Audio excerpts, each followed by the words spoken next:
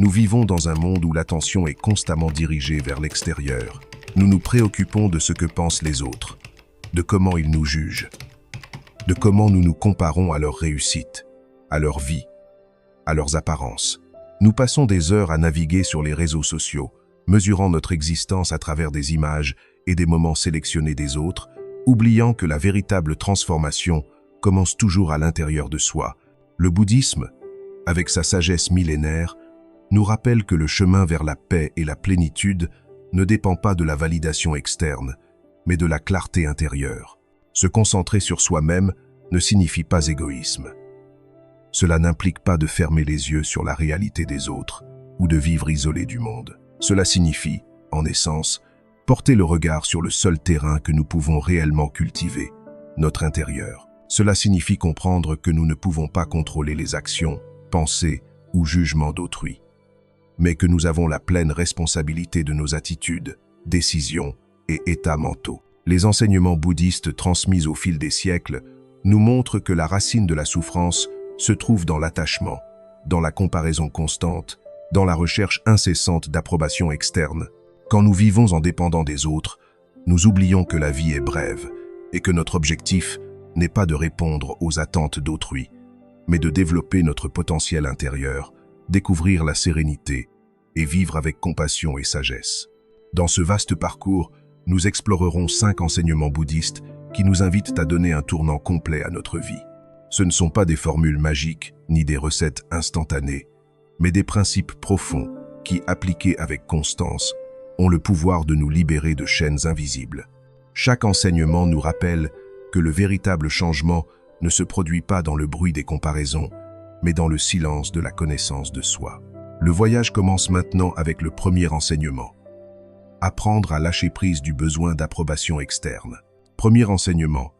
Cesse de chercher l'approbation externe et reconnais ta valeur intérieure. Depuis l'enfance, la plupart d'entre nous ont été éduqués sous un système de récompense et de punition. Si nous agissions bien, nous recevions des éloges. Si nous agissions mal, nous recevions des réprimandes. Petit à petit, sans nous en rendre compte, nous avons intériorisé l'idée que notre valeur dépendait de ce que les autres pensaient de nous. Cette graine a grandi au fil des années, jusqu'à devenir l'une des causes les plus profondes de souffrance. Vivre en dépendant de l'approbation externe. Le bouddhisme nous invite à remettre en question cette dépendance. La véritable liberté, enseigne Bouddha, surgit quand nous cessons d'être esclaves de l'opinion d'autrui, quand nous comprenons que chaque être humain vit dans son propre univers de perception, de préjugés et d'expériences. Nous comprenons que la façon dont on nous voit ne reflète pas toujours qui nous sommes réellement, mais plutôt ce que leurs esprits projettent, l'illusion du miroir d'autrui. Quand nous cherchons l'approbation, nous regardons en réalité un miroir déformé. Imaginons une personne qui essaie de se voir reflétée dans l'eau d'un lac agité. Les images apparaissent fragmentées, instables et irréelles. Ainsi sont les jugements des autres, des reflets de leur monde intérieur, conditionnés par des émotions, des croyances et des moments. Cependant, nous nous obstinons à baser notre identité sur cette image, oubliant que la seule vision claire de notre être surgit quand nous regardons vers l'intérieur, en silence, avec attention pleine. Le bouddhisme appelle ce processus auto-investigation. Observer l'esprit, reconnaître les émotions, accepter les imperfections et comprendre que notre valeur essentielle ne dépend pas d'étiquettes externes. Quand nous pratiquons la méditation, par exemple, nous découvrons que nous ne sommes pas les opinions changeantes des autres, ni même nos propres pensées passagères, mais la conscience qui observe tout cela, la souffrance de la comparaison. Chercher l'approbation nous pousse inévitablement à nous comparer. Nous observons les succès d'autrui et nous nous sentons insuffisants. Nous remarquons leurs échecs et en secret, nous nous sentons supérieurs. Les deux attitudes génèrent de la souffrance, car elles nous éloignent du présent et de l'acceptation de ce que nous sommes. Bouddha enseigna que la souffrance surgit de l'attachement et de l'aversion. La comparaison est une forme d'attachement. Nous nous accrochons à l'idée que nous devrions être comme l'autre, atteindre ce qu'il a atteint, avoir ce qu'il a. Et c'est aussi une forme d'aversion. Nous rejetons notre propre réalité parce que nous croyons qu'elle n'est pas suffisante. Dans les deux cas, nous oublions que chaque chemin est unique et que notre tâche n'est pas d'imiter, mais de nous éveiller. Le pouvoir de reconnaître ta propre nature. Les enseignements bouddhistes pointent vers une vérité profonde. Tous les êtres possèdent la graine de l'illumination, la nature de Bouddha. Cela signifie qu'au plus intime, nous sommes déjà complets. Nous avons déjà en nous la capacité d'atteindre la sagesse et la compassion. Nous n'avons pas besoin que quelqu'un nous accorde de la valeur, car notre valeur est inhérente, éternelle, indépendante des circonstances externes. Reconnaître cette vérité n'est pas un exercice intellectuel, mais une pratique quotidienne. Cela implique de s'arrêter, respirer consciemment, observer comment surgit en nous le besoin de plaire et apprendre à le lâcher. Cela implique aussi de cultiver la bienveillance envers soi-même, en pratiquant le méta ou amour bienveillant qui ne se limite pas aux autres, mais commence dans son propre cœur. Exemple de la vie quotidienne. Pensons à une personne qui publie constamment sur les réseaux sociaux et attend anxieusement les j'aime ou les commentaires positifs. Son humeur dépend de l'approbation externe. Si elle reçoit beaucoup d'applaudissements, elle se sent heureuse. Sinon, elle se sent vide. Le bouddhisme nous inviterait à réfléchir. Que se passe-t-il si nous retirons ce miroir d'autrui? Qui es-tu quand tu ne reçois pas d'applaudissements? Peux-tu accepter ta vie telle qu'elle est, sans ornement, sans masque? Un autre exemple se voit dans le domaine professionnel. Quelqu'un qui s'efforce non pas de vraiment grandir, mais d'être reconnu par ses supérieurs. Sa motivation principale n'est pas l'apprentissage ou la passion, mais l'éloge. Il vit esclave d'une attente d'autrui, et cette chaîne l'use peu à peu. Se libérer du piège. Le premier pas pour se libérer du piège de l'approbation externe est la conscience. Nous devons remarquer quand surgit en nous l'anxiété de plaire, quand nous nous perdons dans la comparaison. La méditation est un outil puissant pour cela. En observant les pensées sans les juger, nous pouvons identifier des patterns et les lâcher. Le deuxième pas est de cultiver l'auto-acceptation. Cela ne signifie pas tomber dans la complaisance, mais reconnaître que notre valeur ne dépend pas de réussites externes.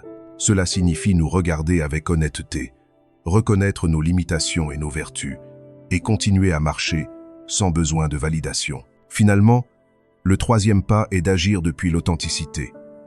Quand nous cessons de chercher l'approbation, nos actions cessent d'être contaminées par la peur ou la vanité. Nous vivons depuis la vérité de notre être, et cette authenticité génère une paix impossible à atteindre quand nous vivons en dépendant des autres. L'enseignement en une phrase.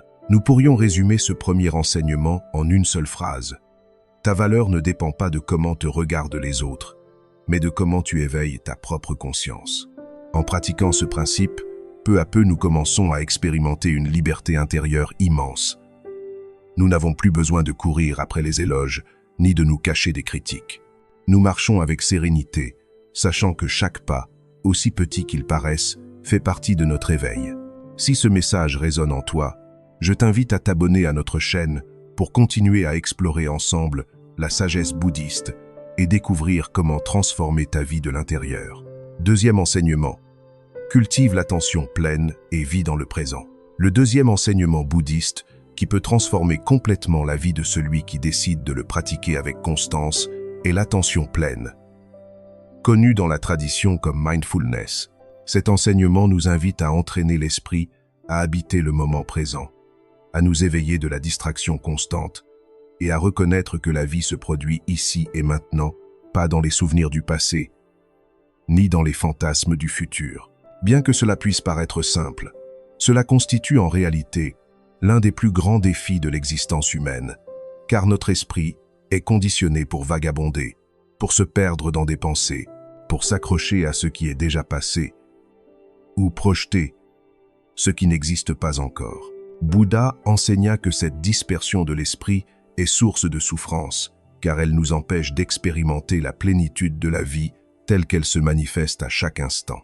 Quand nous ne sommes pas présents, nous vivons déconnectés de nous-mêmes, des autres et de la réalité qui nous entoure. L'attention pleine ne se limite pas à une technique de méditation, mais est une façon de vivre.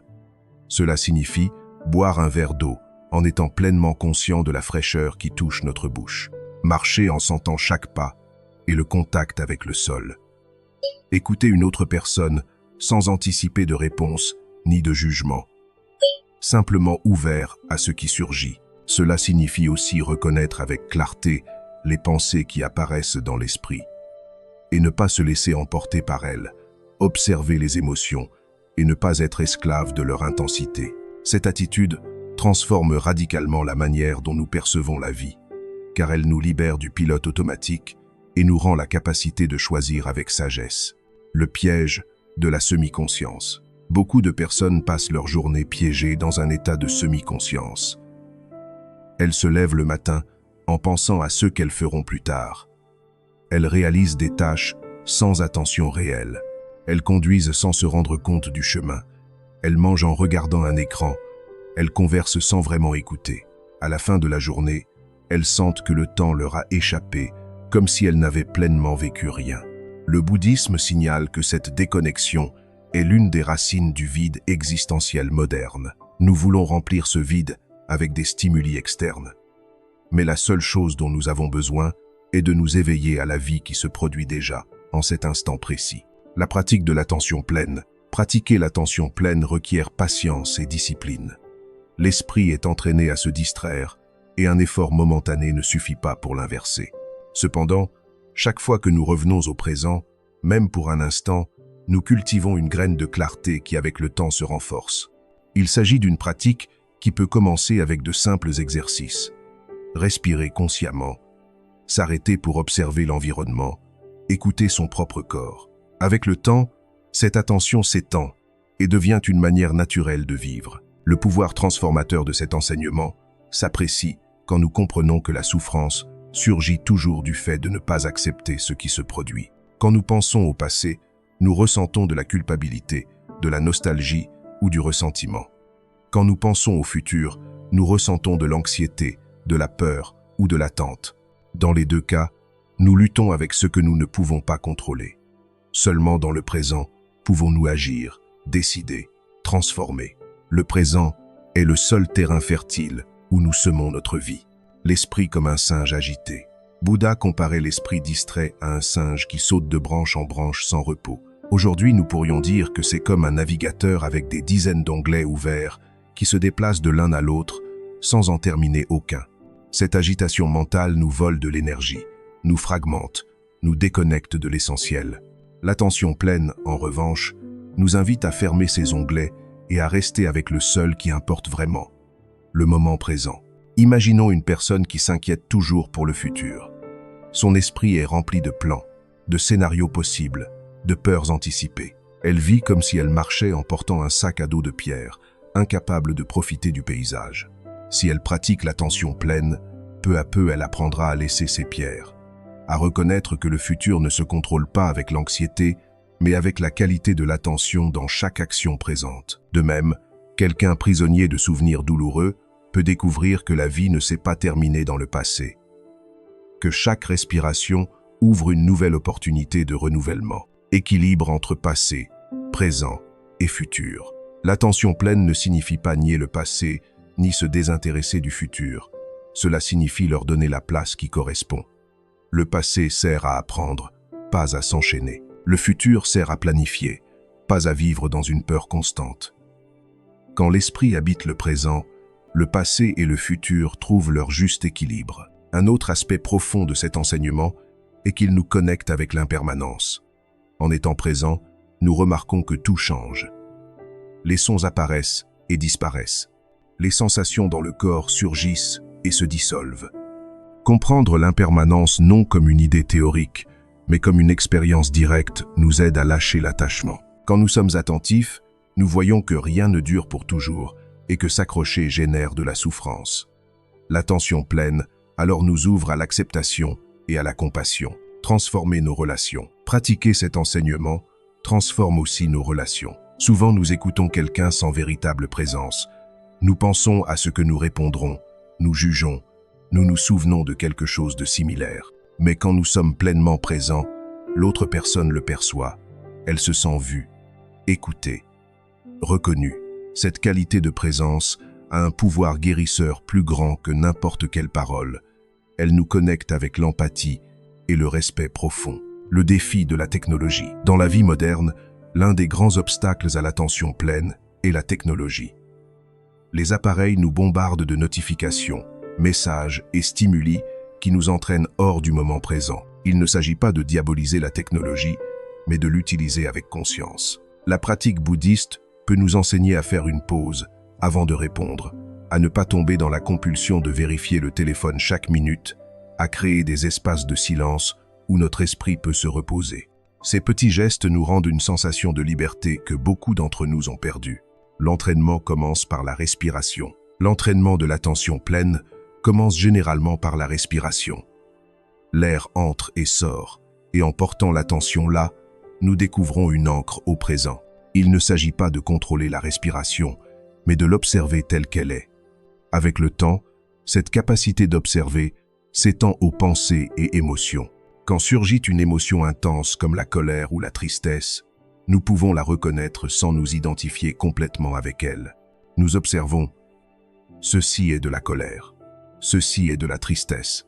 Et en la reconnaissant avec attention pleine, nous perdons le besoin de réagir de façon automatique. Surgit un espace de liberté intérieure. Moment quotidien de pratique. La vie est remplie de moments où nous pouvons pratiquer.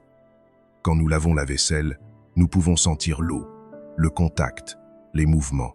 Quand nous marchons, nous pouvons sentir le rythme des pas. Quand nous mangeons, nous pouvons vraiment savourer au lieu d'avaler distraitement. Cette attitude convertit l'ordinaire en extraordinaire, car nous découvrons que chaque instant renferme une richesse infinie si nous sommes attentifs. Un enseignement bouddhiste très connu dit « Quand tu marches, marche. Quand tu manges, mange. » C'est-à-dire, fais ce que tu es en train de faire avec pleine présence. Cela peut paraître une évidence, mais il suffit d'observer notre routine pour nous rendre compte que rarement nous sommes vraiment dans ce que nous faisons. Notre esprit court toujours vers autre chose. Récupérer la simplicité d'être présent, c'est récupérer la vie. Bien fait pour la santé mentale. L'impact de cette pratique se reflète aussi dans la santé mentale. Des études modernes ont démontré que le mindfulness réduit l'anxiété, la dépression et le stress.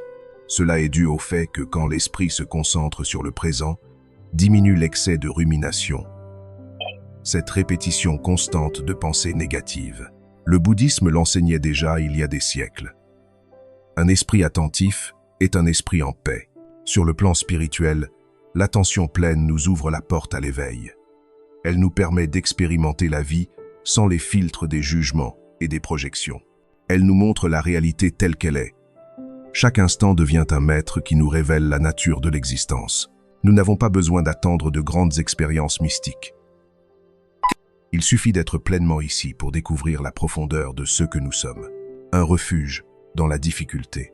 Avec la pratique, l'attention pleine devient une forme de refuge. Quand la vie devient difficile, quand les problèmes semblent accablants, nous pouvons revenir au présent, à la respiration, à la conscience simple d'être vivant. Ce retour à l'heure nous donne de la force, nous centre, nous rappelle que tout passe et que la seule chose réelle est cet instant. Imaginons à nouveau quelqu'un pris dans le tourbillon des préoccupations. Ses pensées courent sans repos. Son cœur bat accéléré. Son corps se tend. Au milieu de cette tempête, il se souvient de l'enseignement. Revenir au présent. Il respire profondément. Il sent l'air entrer et sortir pendant quelques secondes. Il n'y a ni passé ni futur. Il n'y a que la vie. Cet instant d'attention pleine est comme un rayon de lumière dans l'obscurité. Il peut être bref, mais il ouvre un chemin. Plus il le pratiquera, plus il sera facile de revenir à ce calme intérieur. Le défi de la constance. Le défi est de maintenir la pratique au milieu du quotidien. Il ne suffit pas de méditer quelques minutes et ensuite revenir au pilote automatique. L'enseignement bouddhiste est clair. L'attention pleine doit imprégner toute la vie. Peu importe si nous travaillons dans un bureau, si nous étudions, si nous nous occupons d'une famille. Chaque situation offre l'opportunité d'être présent et c'est précisément dans l'ordinaire que l'éveil devient réel. Avec le temps, cette pratique change notre relation avec nous-mêmes. Nous devenons plus conscients de notre corps, de nos émotions, de nos besoins. Nous apprenons à nous écouter, à nous reposer quand nous en avons besoin, à prendre soin de notre santé. Nous apprenons aussi à reconnaître nos patterns mentaux et à nous en libérer. Par exemple, si nous avons tendance à trop nous inquiéter, l'attention pleine nous permet de voir comment surgit cette préoccupation et de la laisser passer au lieu de nous identifier avec elle. Cultiver le jardin de l'esprit. Le bouddhisme insiste sur le fait que l'esprit est comme un jardin. Si nous n'en prenons pas soin, des mauvaises herbes pousseront. Pensées négatives, habitudes destructrices, émotions débordées. L'attention pleine est l'outil qui nous permet de cultiver ce jardin avec soin. Avec elle, nous semons des graines de paix, de clarté, de compassion, et ces graines, avec le temps, fleurissent. Le présent est la seule chose que nous avons. Tout le reste est une illusion mentale. Cependant, nous le traitons comme s'il était le moins important, comme s'il y avait toujours quelque chose de meilleur dans le futur ou quelque chose d'irrémédiablement perdu dans le passé. L'éveil bouddhiste commence quand nous nous rendons compte que nous n'avons besoin de rien de plus que cet instant. Ici et maintenant, dans la simplicité de la respiration, est contenue toute la vie. Cultiver l'attention pleine et vivre dans le présent est un enseignement qui peut transformer notre relation avec le monde. Il nous rend à la vie réelle, nous libère du poids des comparaisons et des attentes. Il nous montre que la véritable plénitude ne se trouve pas dans ce que nous cherchons désespérément dehors, mais dans la capacité d'être présent dans ce que nous avons déjà dedans et autour. Si ces paroles ont touché ton cœur et que tu veux continuer à approfondir les enseignements bouddhistes qui peuvent changer ta vie, je t'invite à t'abonner à notre chaîne pour continuer ce chemin de transformation intérieure. Troisième enseignement, libère-toi de l'attachement et découvre la véritable liberté intérieure. L'un des enseignements centraux du bouddhisme qui a la capacité de transformer profondément la vie est la compréhension et la pratique du détachement. L'attachement, selon Bouddha, est l'une des racines de la souffrance humaine. Dès l'instant où nous nous accrochons à des objets, des personnes, des idées, des émotions ou des résultats, nous semons dans notre intérieur la graine de la frustration et de la douleur. Car tout ce à quoi nous nous attachons est sujet à l'impermanence. Rien dans l'existence ne reste immuable, rien ne demeure exactement pareil. Tout est en flux constant. Cependant, l'esprit humain, craintif de l'incertitude, tente à s'accrocher avec force à ce qui lui est agréable et à rejeter ce qui lui est douloureux. Cette dynamique génère un cercle interminable de désirs et d'aversion, un va-et-vient qui nous maintient piégés dans l'insatisfaction. Qu'est-ce que le véritable détachement? Se libérer de l'attachement ne signifie pas rejeter la vie ni vivre indifférent. Cela n'implique pas non plus renoncer aux affections, aux liens ou aux rêves.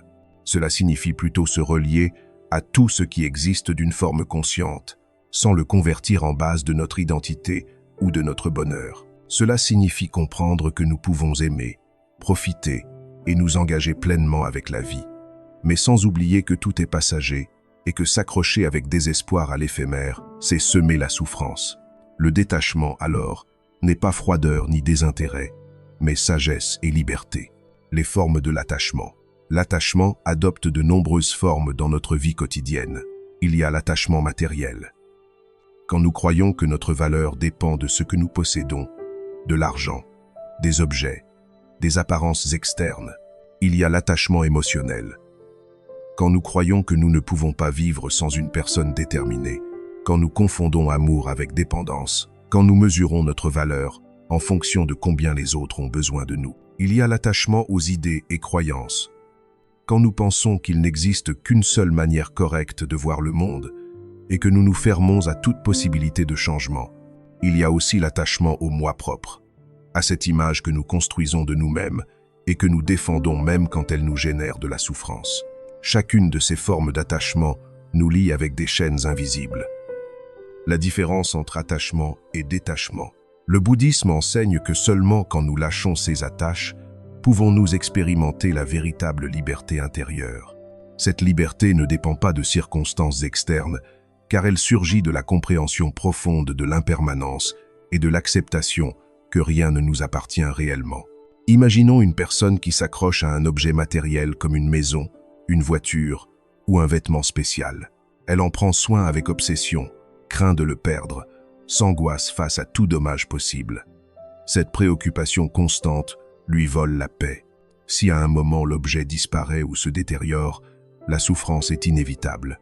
Maintenant, pensons à quelqu'un qui possède aussi des choses, mais qui les utilise avec gratitude et sans attachement.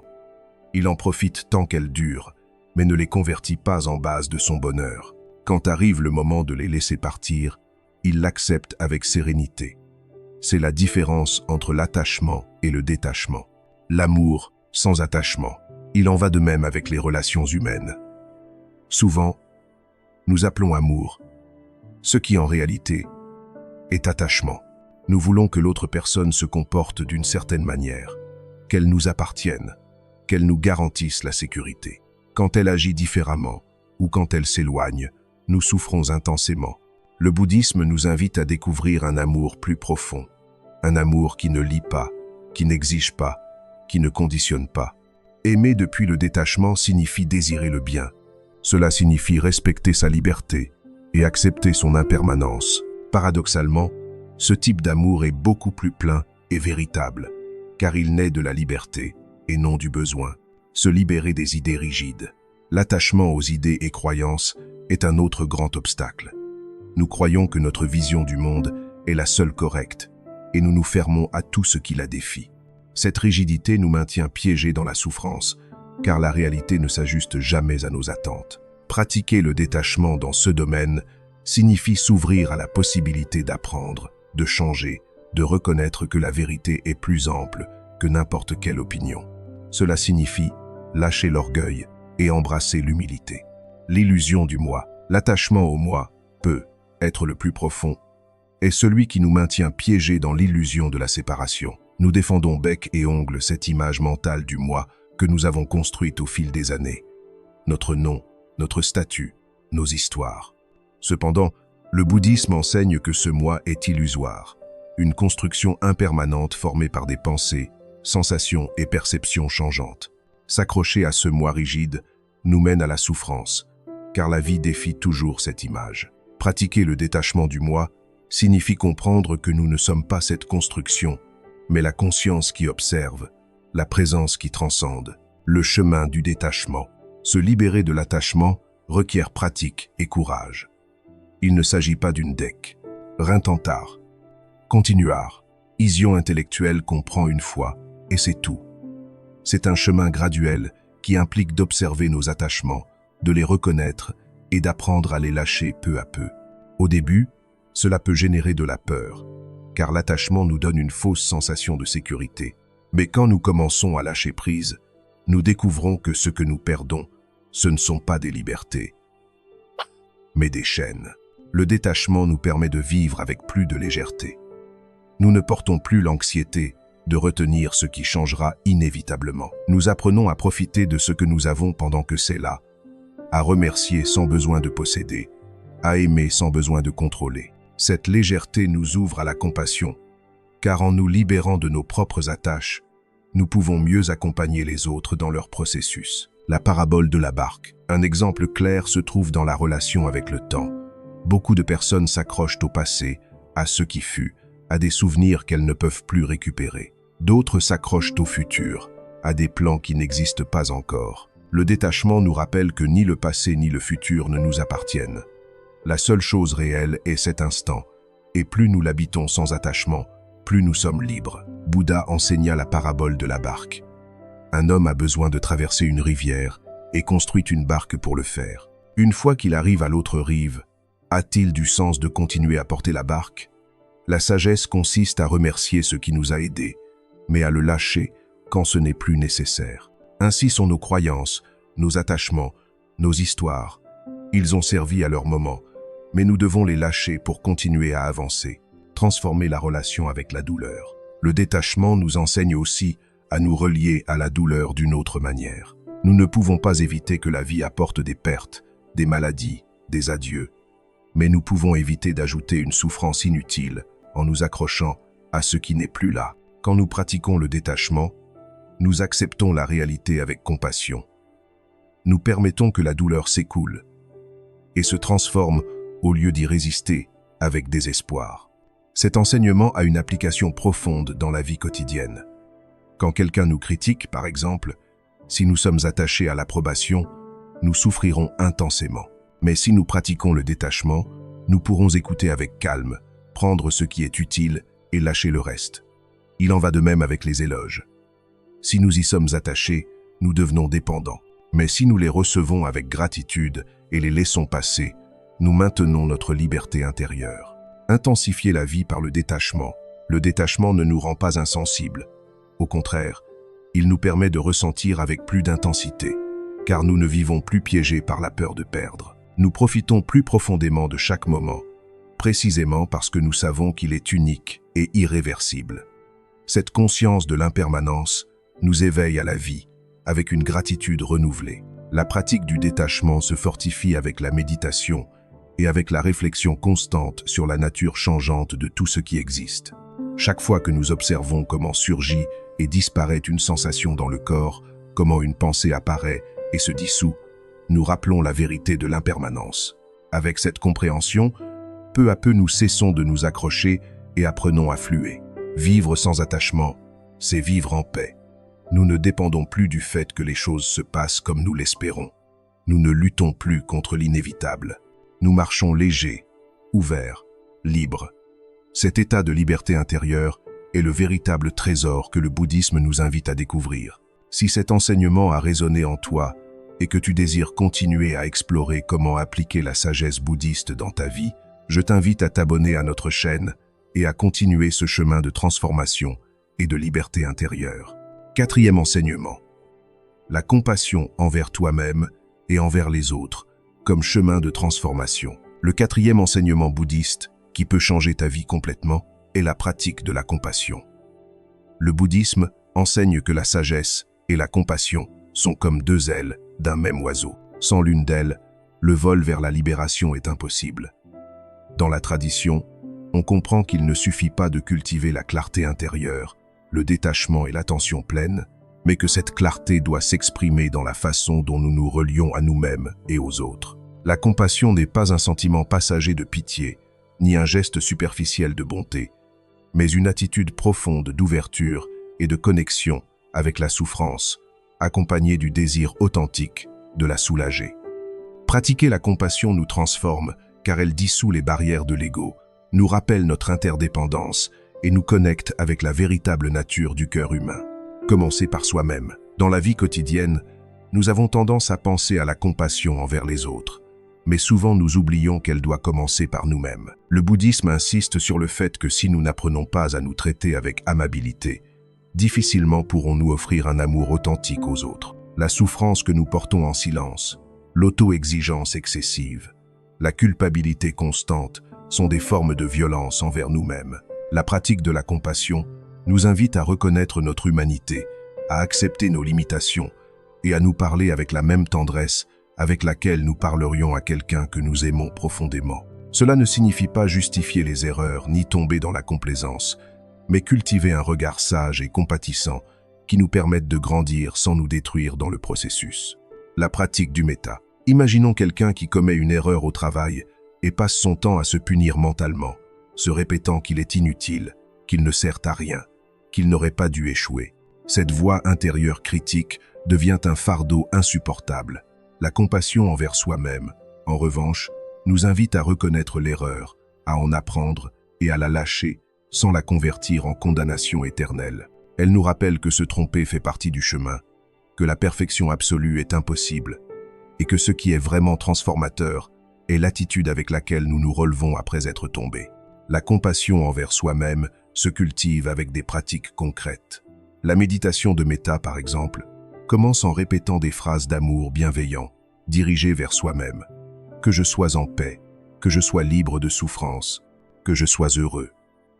Au début, cela peut sembler étrange ou même inconfortable, car nous sommes habitués à l'autocritique plus qu'à la tendresse.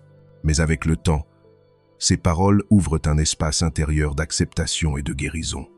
Quand nous apprenons à nous parler avec affection, notre relation avec la vie change. La compassion envers les autres. La compassion envers les autres surgit de la compréhension profonde que tous les êtres désirent être heureux et éviter la souffrance, tout comme nous. Peu importe qui ils sont ou comment ils agissent, tous partagent cette aspiration basique. Le bouddhisme enseigne que même ceux qui paraissent cruels ou nuisibles agissent mus par leur propre douleur et leur propre ignorance. Comprendre cela ne signifie pas justifier leurs actions, mais reconnaître que derrière elles, il y a une souffrance non résolue. Quand nous regardons avec cette perspective, notre cœur s'ouvre et nous cessons de répondre avec haine ou vengeance. Pratiquer la compassion envers les autres n'est pas toujours facile. Cela requiert patience, courage et pratique constante, mais c'est dans les relations difficiles que nous pouvons le plus grandir. Quand quelqu'un nous blesse, la réaction automatique est généralement de rendre le mal ou de nous fermer dans le ressentiment.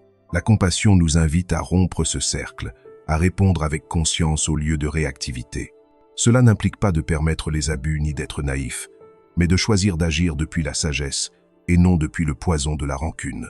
Le pouvoir transformateur de la compassion. La compassion a un pouvoir transformateur immense. Des études modernes montrent que ceux qui pratiquent la compassion expérimentent un plus grand bien-être, moins d'anxiété et une plus grande sensation de connexion avec les autres. Mais au-delà des bénéfices psychologiques, la compassion nous rappelle la vérité la plus profonde du bouddhisme. L'interdépendance. Aucun de nous n'existe de manière isolée.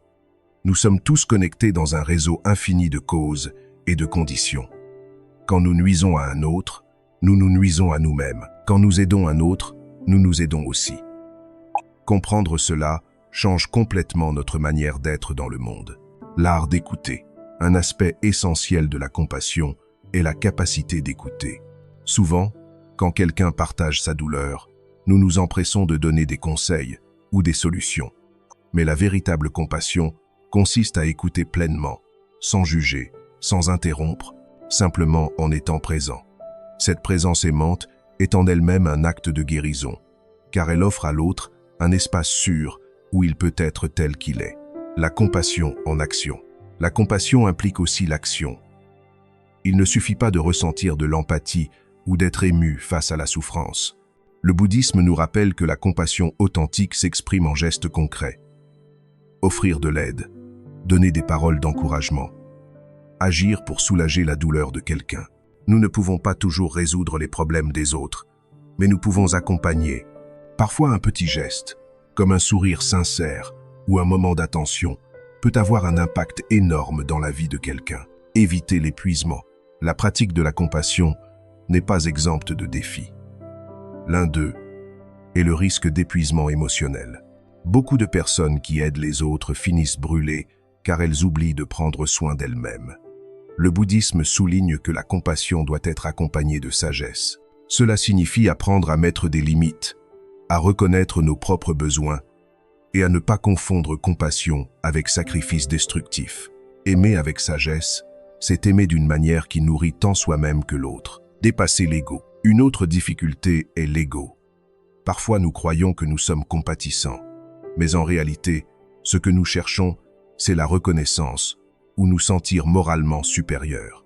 La véritable compassion ne cherche pas d'applaudissements ni de récompenses, car elle ne naît pas de l'ego, mais du cœur éveillé. La pratiquer implique de lâcher aussi l'attachement à l'image de « je suis bon » et simplement d'agir depuis l'authenticité. Méditation de compassion. La compassion envers les autres se fortifie aussi avec la pratique de la méditation. Dans la méditation de compassion, nous dirigeons des souhaits de bien, être vers différentes personnes, d'abord vers nous-mêmes, ensuite vers quelqu'un que nous aimons, après vers quelqu'un de neutre et finalement vers quelqu'un avec qui nous avons des difficultés.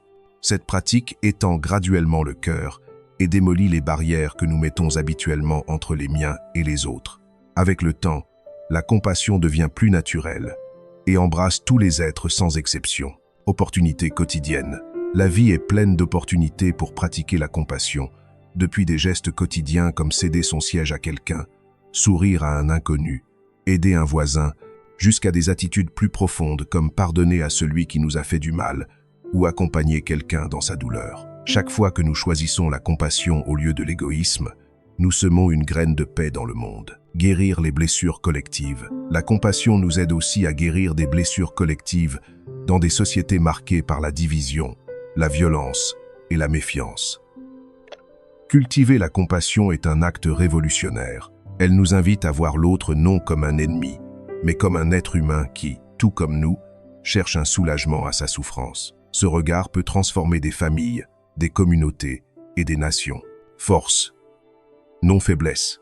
Certains peuvent penser que la compassion est une faiblesse dans un monde compétitif, mais en réalité, C'est l'une des plus grandes forces. Il faut du courage pour ouvrir le cœur quand le facile est de le fermer. Il faut du courage pour répondre avec bonté quand l'automatique est de répondre avec dureté. La compassion nous rend plus forts, car elle nous connecte avec le meilleur de notre nature et nous libère du poison de la haine. Compassion est sens de la vie. La pratique constante de la compassion change même notre perception de la vie et de la mort. Quand nous comprenons que tous partageons la fragilité de l'existence, notre cœur devient plus tendre, plus compréhensif. Nous cessons de juger avec dureté et apprenons à accompagner. Nous nous rendons compte que le plus précieux n'est pas d'accumuler des réussites, mais de laisser des traces d'amour et de bonté sur le chemin. Dans le silence de la méditation, quand nous dirigeons la compassion vers nous-mêmes et vers les autres, nous pouvons sentir comment le cœur s'étend. Cette expansion n'est pas une métaphore, mais une expérience réelle. On sent de la légèreté, de la chaleur, de l'ouverture.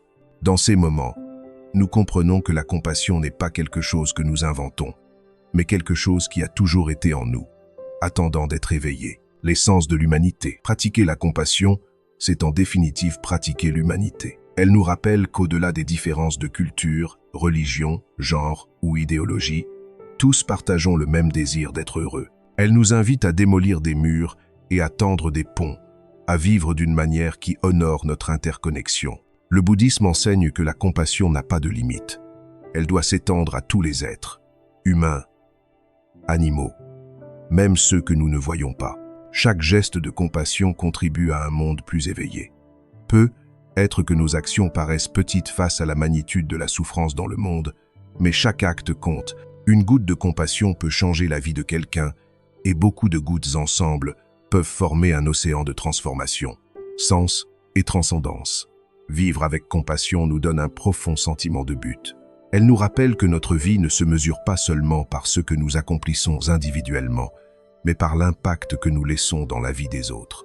La compassion nous connecte avec un sens de transcendance, car quand nous agissons mus par elle, nous nous alignons avec ce qu'il y a de plus noble dans l'esprit humain. Quand nous apportons la compassion dans notre vie quotidienne, nous découvrons qu'elle nous guérit aussi nous-mêmes. La rancune, la haine et l'indifférence sont des fardeaux lourds qui nous empoisonnent. La compassion, en revanche, nous libère, nous allège, nous rend la paix. Aimer sans condition est l'un des actes les plus libérateurs que nous puissions réaliser. Une pratique quotidienne. La compassion n'est pas un but lointain, mais une pratique quotidienne. Elle se cultive avec chaque pensée, avec chaque parole, avec chaque geste. Parfois, nous échouerons, parfois l'ego sera plus fort, mais chaque tentative compte. L'important est de persévérer, de se rappeler encore et encore que la compassion est le chemin vers la véritable transformation. 5e enseignement. L'impermanence comme clé de la sagesse et de la paix intérieure. Le 5e enseignement bouddhiste, qui peut changer ta vie complètement, est la compréhension profonde de l'impermanence. Cet enseignement, connu en pali comme Anicca, traverse toute la pensée bouddhiste et constitue l'une des 3 marques de l'existence, avec la souffrance et l'absence d'un moi permanent. Comprendre et accepter l'impermanence non comme une idée intellectuelle, mais comme une expérience directe, transforme la manière dont nous vivons, sentons et nous relions au monde. Elle nous libère de l'illusion de permanence qui génère tant de souffrance et nous permet d'embrasser la vie avec une sérénité renouvelée. Tout change constamment. Depuis que nous naissons jusqu'à ce que nous mourions, tout ce qui nous entoure change constamment. Les émotions surgissent et disparaissent comme des vagues dans la mer. Les pensées apparaissent et se dissolvent sans cesse. Les relations commencent, se développent, changent et à un moment se terminent. Même les montagnes les plus imposantes, qui paraissent éternelles, s'usent lentement avec le passage des siècles. Rien dans l'existence n'échappe à cette loi universelle. Tout ce qui est conditionné est sujet au changement. Cependant, l'esprit humain résiste à cette vérité. Nous voulons que le plaisant dure pour toujours et que le douloureux disparaisse immédiatement. Cette résistance est ce qui nous enchaîne à la souffrance, la source de la souffrance. Le bouddhisme enseigne qu'une grande partie de notre douleur naît du fait d'ignorer ou de rejeter l'impermanence. Quand nous nous accrochons à quelque chose comme si c'était éternel, inévitablement nous souffrons quand cela change. Quand nous croyons que notre bonheur dépend de maintenir certaines conditions, nous vivons dans une peur constante de les perdre. Et quand nous luttons contre l'inévitable, nous épuisons notre énergie dans une bataille perdue. Accepter l'impermanence ne signifie pas se résigner ni tomber dans l'apathie, mais s'éveiller à la réalité telle qu'elle est. Relation et impermanence. Imaginons quelqu'un qui s'accroche à une relation avec l'espoir qu'elle ne change jamais. Il croit que l'autre personne doit rester toujours pareille, que ses sentiments doivent être constants, que la relation doit durer intacte pour toujours. Quand surgit un changement naturel, quand l'autre personne évolue, quand la vie les emmène par des chemins différents, cette personne souffre intensément, car elle n'accepte pas ce qui est inévitable. Rien ne reste pareil. Si au contraire, elle comprenait l'impermanence, elle pourrait aimer avec plus de liberté, profitant de chaque moment sans lui exiger l'éternité. Elle pourrait accepter que l'amour véritable ne se mesure pas par la durée, mais par l'authenticité avec laquelle on le vit dans le présent. Émotion impermanente. L'impermanence se manifeste aussi dans nos émotions. Souvent, nous croyons que la tristesse durera pour toujours ou que la joie ne finira jamais. Mais toutes les émotions, même les plus intenses, changent avec le temps. Observer cette vérité dans notre propre expérience nous aide à ne pas trop nous identifier avec ce que nous ressentons. Quand nous sommes au milieu de la douleur, se rappeler qu'elle passera aussi nous donne force et espoir. Et quand nous sommes au milieu du bonheur, se rappeler qu'il passera aussi nous invite à en profiter avec gratitude, sans nous accrocher avec désespoir. Valoriser le présent. L'un des grands cadeaux de l'impermanence est qu'elle nous enseigne à valoriser le présent. Si tout était éternel, n'apprécierions-nous rien. Précisément, parce que nous savons que la vie est fragile et transitoire, chaque instant acquiert une valeur immense. L'aube est unique, parce que nous savons qu'elle cédera bientôt la place au jour. La fleur est belle, parce que nous savons qu'elle se fanera bientôt. La rencontre avec un être cher est précieuse, parce que nous savons qu'elle ne durera pas pour toujours. Cette conscience ne nous vole pas la joie, mais l'intensifie. Elle nous aide à vivre avec gratitude et à profiter de chaque moment comme d'une opportunité unique. Se libérer de la peur. Accepter l'impermanence nous libère aussi de la peur. Une grande partie de nos angoisses proviennent de la peur de perdre ce que nous avons. Nous vivons préoccupés par la santé, par l'argent, par la réputation, par les liens. Mais quand nous comprenons profondément que tout change et que la perte est inévitable, nous cessons de vivre en lutte contre cette vérité. Au lieu de craindre le changement, nous apprenons à l'embrasser. Nous découvrons que chaque fin est aussi un commencement, que chaque perte ouvre un nouvel espace, que la vie est un flux constant où rien ne se détruit complètement, mais se transforme. La métaphore de la rivière. Bouddha comparait la vie à une rivière. L'eau coule sans s'arrêter. Elle n'est jamais la même en 2 moments consécutifs. Nous, cependant, voulons geler la rivière, l'arrêter à un instant qui nous paraît agréable. Cette illusion nous génère de la souffrance. Quand nous acceptons que la rivière coule, nous apprenons à y naviguer avec plus de calme. Nous n'essayons pas de l'arrêter, mais nous nous laissons porter avec confiance. L'impermanence, comme base de l'espoir. L'impermanence ne se limite pas au négatif. Elle est aussi la base de l'espoir. Si tout changeait pour le pire, la vie serait insupportable. Mais la vérité est que le changement ouvre aussi des possibilités. La douleur la plus intense peut se transformer en sagesse. La nuit la plus sombre peut céder la place à l'aube. La blessure la plus profonde peut devenir une source de compassion. Rien ne reste pareil. Et dans cette transformation constante réside la possibilité de renaître encore et encore. Expérimenter l'impermanence par la méditation. Dans la pratique bouddhiste, la méditation est un moyen d'expérimenter l'impermanence de manière directe. Quand nous observons la respiration, nous remarquons comment chaque inhalation surgit et se dissipe, comment chaque exhalation commence et se termine. Quand nous observons les pensées, nous voyons comment elles apparaissent et disparaissent comme des nuages dans le ciel. Quand nous observons le corps, nous sentons comment les sensations changent d'un moment à l'autre. Cette observation constante nous aide à intérioriser la vérité de l'impermanence jusqu'à ce qu'elle devienne une certitude vécue, pas seulement pensée. Lâcher l'attachement au moi.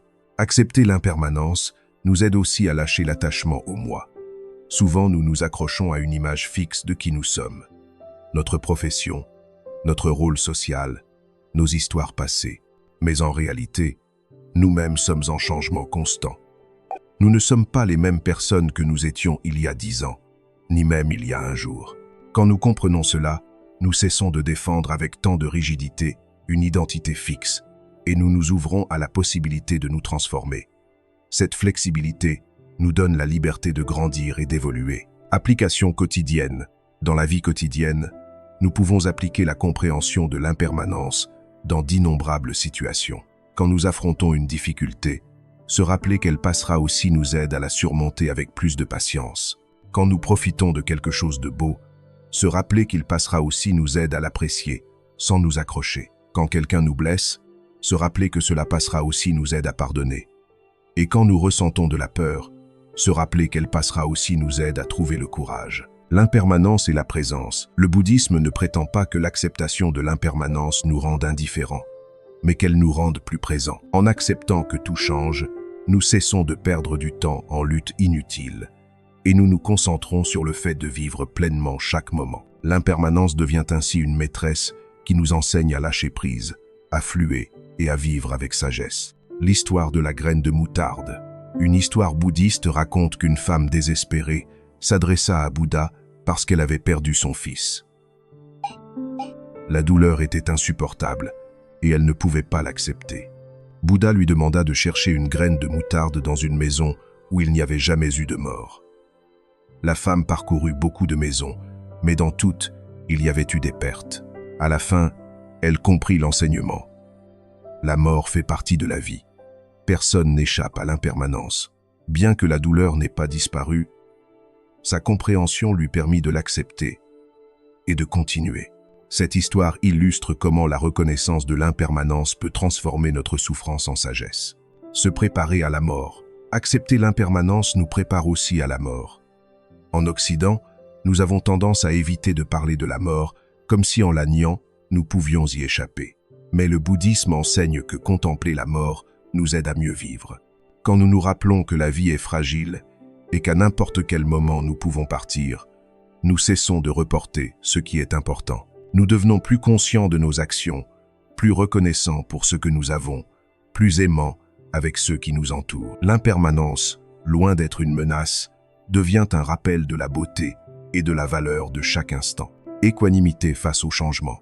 La compréhension profonde de l'impermanence nous invite à vivre avec équanimité. Quand les choses vont bien, nous ne nous laissons pas emporter par l'euphorie démesurée, car nous savons que cette situation changera aussi. Et quand les choses vont mal, nous ne tombons pas dans le désespoir absolu, car nous savons que cette situation changera aussi. Cette attitude nous donne une stabilité intérieure, nous permet de maintenir le calme au milieu des fluctuations de la vie. L'impermanence comme porte vers la liberté. L'impermanence est, en dernière instance, une porte vers la liberté. Quand nous cessons de lutter contre le changement, nous cessons d'être esclaves de la peur et de l'attachement. Nous nous ouvrons à la vie telle qu'elle est, avec ses hauts et ses bas, avec ses commencements et ses fins. Nous apprenons à faire confiance au flux de l'existence et à vivre avec sérénité au milieu de l'incertitude. Cette liberté ne dépend pas du fait que les circonstances externes soient stables, car elle surgit de la compréhension interne que tout est transitoire. La paix de l'acceptation. Dans le silence de la contemplation, quand nous observons la respiration, les pensées et les sensations changer, nous pouvons sentir la paix qu'apporte l'acceptation de l'impermanence. Cette paix n'est pas passive ni indifférente, mais profondément vivante. C'est la paix de celui qui a cessé de lutter contre l'inévitable et a appris à embrasser la vie dans sa totalité. Comprendre l'impermanence, c'est comprendre l'essence même du bouddhisme. C'est nous rendre compte que nous ne pouvons nous accrocher à rien, car tout change, et que cette vérité, loin d'être tragique, est libératrice. Elle nous rappelle que la vie est un voyage de transformation constante, et que la seule chose qui importe vraiment est de vivre chaque instant avec conscience, gratitude et amour. Si cet enseignement sur l'impermanence a résonné en toi, et que tu désires continuer à approfondir la sagesse bouddhiste pour transformer ta vie, je t'invite à t'abonner à notre chaîne Esprit Zen, un espace dédié à la paix intérieure, à la pleine conscience et à la transformation spirituelle. Chaque semaine, découvre de nouvelles réflexions, méditations et pratiques inspirées des enseignements du Bouddha pour t'aider à vivre avec plus de clarté, de gratitude et de sérénité.